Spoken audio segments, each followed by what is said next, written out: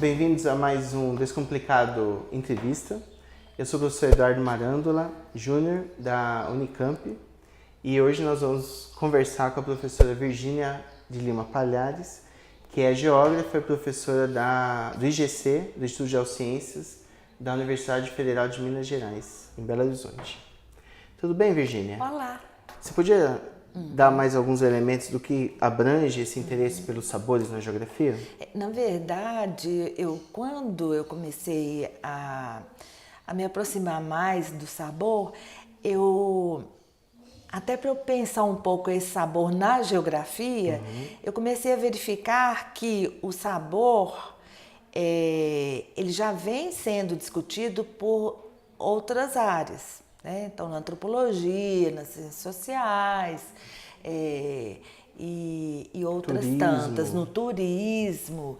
E é interessante você falar do turismo porque esse sabor que é discutido no turismo é muito vinculado à gastronomia, à gourmetização e etc., que, na minha opinião, o sabor que eu penso para a geografia não é muito esse.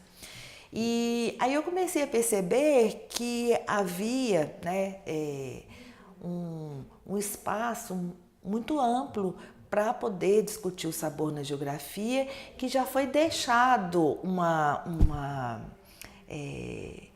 esteira para mim a partir das suas investigações, das suas reflexões e da professora Lúcia Gratão, né, que foram, na verdade, as pessoas que deram um start aí em relação ao sabor na geografia. E aí eu comecei a perceber que o sabor tem uma relação muito próxima com os sentidos. E especialmente, até porque, ontem nós estávamos discutindo isso, porque na geografia nós prezamos muito o olhar, né? O aspecto, na verdade, o aspecto visível aí do olhar. E deixamos um pouco de lado, ou em segundo plano, os demais sentidos.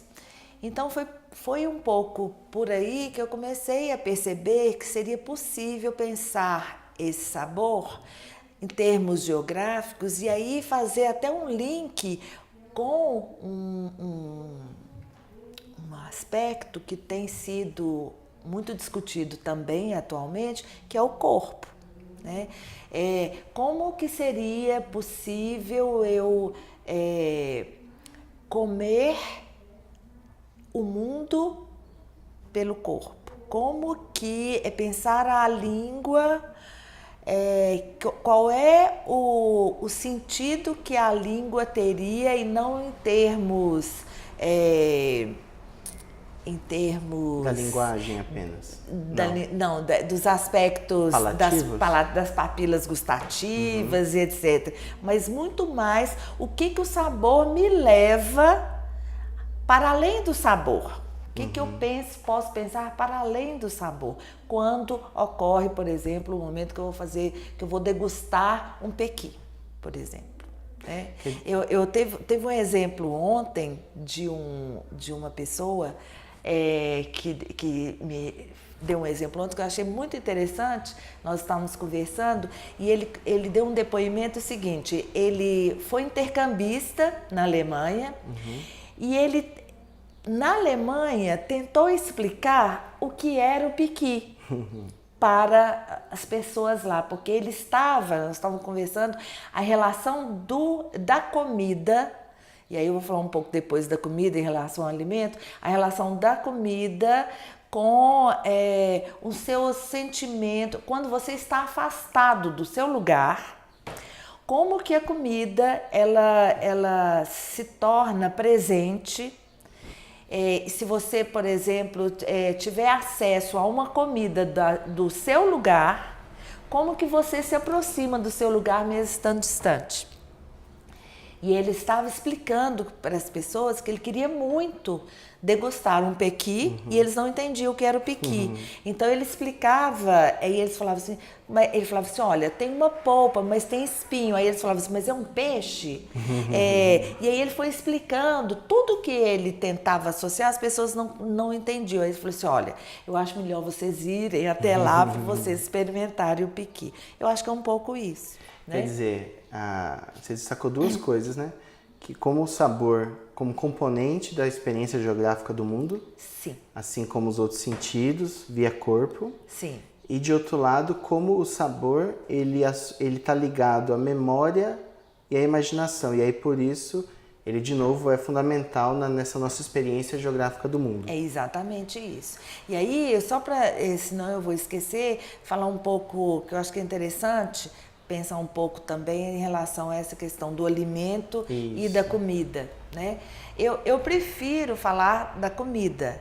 O alimento é tudo aquilo que provém da terra, a terra nos dá, né? E ele está ali, bruto, processo bruto. Agora, a comida, ela está mais... Ela é o alimento já impregnado de cultura. Eu acho que ele tem mais peso, tem mais teor quando eu penso assim. E aí eu posso pensar que comer é um ato social. Então toda vez, e aí eu posso pensar em outras coisas. O papel da mesa, né? Qual é o papel da mesa num ato como esse, né? E aí eu não falaria num ato do alimentar-se, mas de comer. O que faz, o que a comida faz conosco, né?